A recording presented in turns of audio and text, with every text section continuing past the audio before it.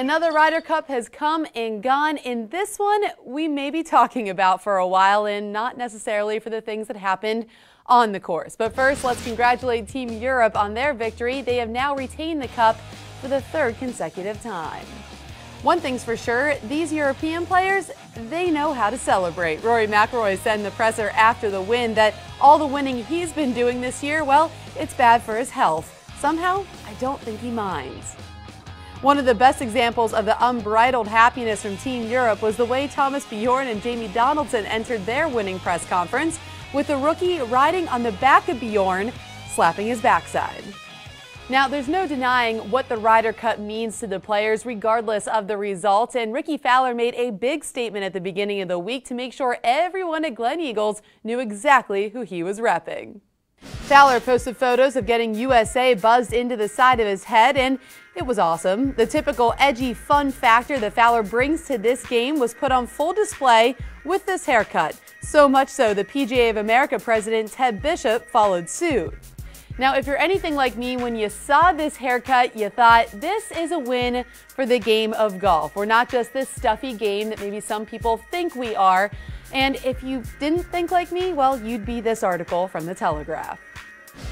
A reporter wrote a scathing column on Fowler's haircut, calling it a G.I. Joe-style crew cut that was an exhibition of thuggish jingoism. Yeah, he's probably right. I think what really put this thuggish jingoism over the top was the custom-fitted Ralph Lauren wardrobe that Rickie Fowler rocked for the rest of the week. It was really very intimidating, especially if you saw those big American flag sweaters.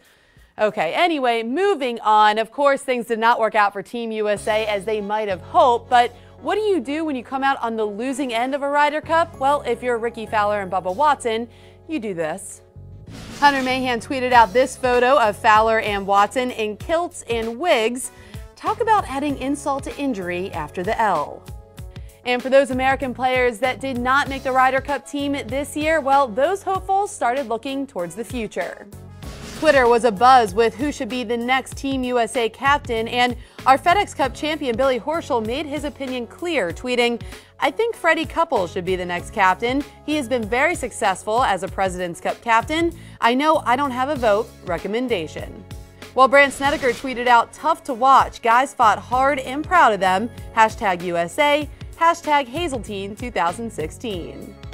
Now, something that's always cool to see is Michael Jordan's support for the game. He was walking inside the ropes all week long, and he was also channeling his inner Miguel Angel Jimenez, never leaving a cigar behind.